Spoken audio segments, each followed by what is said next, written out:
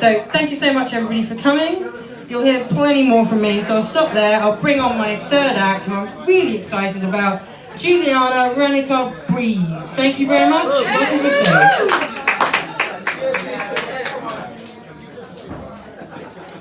Thank you, everyone. I'm Jilliana Ranicar-Breese, and I write vignettes. And this one is entitled... Can you use the mic? Can you hear me? Access issues. People know I don't normally use the mic. I know, it's annoying. Does it make any difference? Yes, Okay. It's called Paris People Number 1. Should we have some hush, please? Cheap seats, please. Cheap seats at the back. Eyes on the front. Thank you very much, darlings. Every time I go into an English supermarket and see a Crespo jar of olives, I secretly smile and think of my old friend Lucette Corveau, the owner's mistress. I never met Henri Crespo, but I heard all about him and how he and his brother had begun to import olives from Algeria into France in tins in the 1960s. Even his virile manhood in his late 60s, despite being at least 20 years older than her in the early 80s, and I even saw a completely naked photo of him, which Lucette showed me lying on her bed. I first met Lucette about 1980 when I was living in Paris and stalling out at Marché Montreuil on Saturday and Sunday mornings.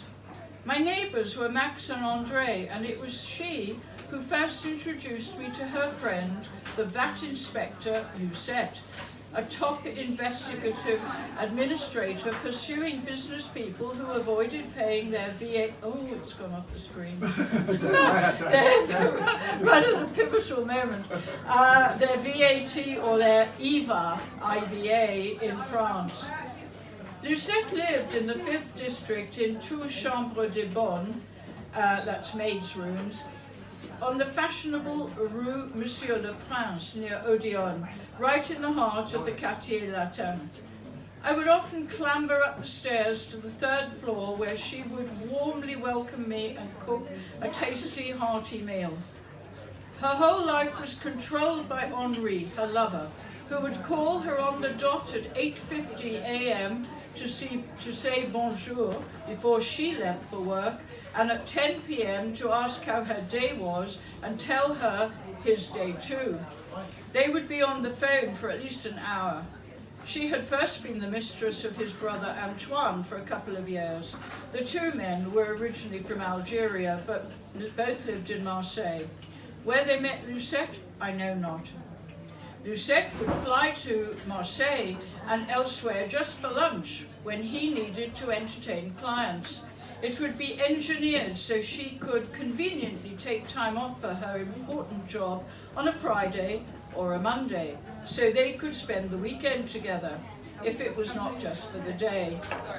He appeared to be a mean man, apart from expensive lunches and air tickets.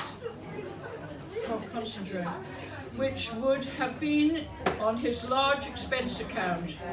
It took her years to persuade Henri to buy her a fur jacket after I had introduced her to my Polish furrier on the Boulevard Saint-Germain, the charming Monsieur Kummerreich.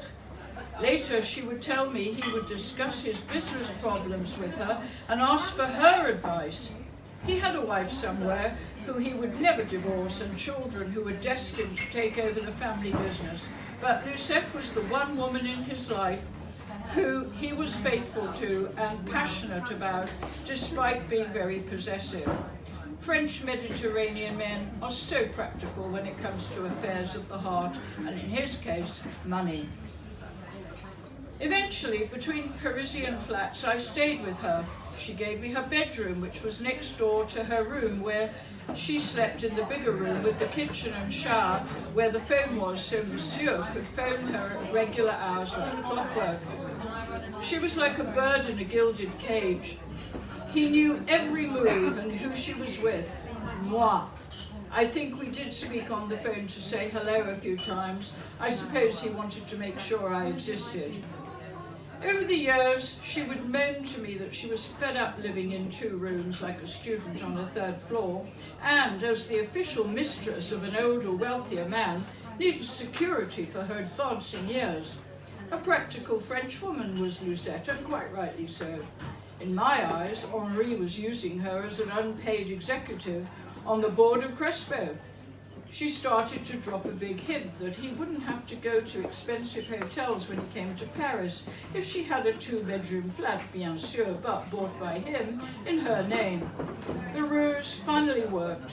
The penny dropped, or should I say the franc, and eventually Lucette became the proud owner of a modern, conventional 2-bedroom flat on a 3rd floor with a lift in a respectable block in Plaisance, 15th, but at least it was hers forever. I recall I stayed with her a few nights so she would cook me a delicious Normandy dish with veal in a creamy sauce with oyster mushrooms and a fresh green salad with the perfect vinaigrette. Then the phone would ring and I would have to disappear into the 2nd bedroom so she could talk in private at length. Ooh la la, and it was like this every night. I recall she came to London once with Henri on business after I had married Martin in 1983. Andrea came to our wedding, but not Lucette, but my memory is blurred as to why not. I just recall photos of her at my dinner table wearing a blue sweater with her short, boyish, ginger cropped hair and lovely smiling green eyes, but without Henri. The years passed. I hardly went back to Paris after Martin became jealous of my unknown French lover, Paris. She and I drifted and eventually lost touch. Then in the 90s at some point I looked her up again, but she had aged. Her winning smile had gone. She had a cute little fluffy dog who went to work with her, the child she never had. She had the same job and was heading for retirement. Now she wore metal frame glasses all the time, and 2-piece suits, so she really looked like an executive office worker. Gone was the vivacious Lucette I had known and laughed with. In her place was a conventional, rather boring, middle-aged woman who had never married and still only spoke about Henri this and Henri that. I was so bored when I took her out for dinner that she must have seen I was detached and nodding off after a few glasses of good wine. No, you can never rekindle a friendship. I was surprised to see Henri is still alive and president of the family Crespo business. I wonder if Lucette is still his lady after all these years. I will never know, and I hope he never reads my vignette. But if I recall correctly, he never spoke or read English, which is another reason why Lucette was necessary at all those business meetings. I wonder if she liked eating olives. I never once saw a jar of them at her place.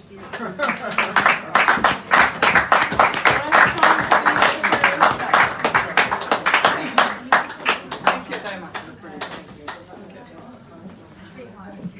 Yes, it's me back on the microphone.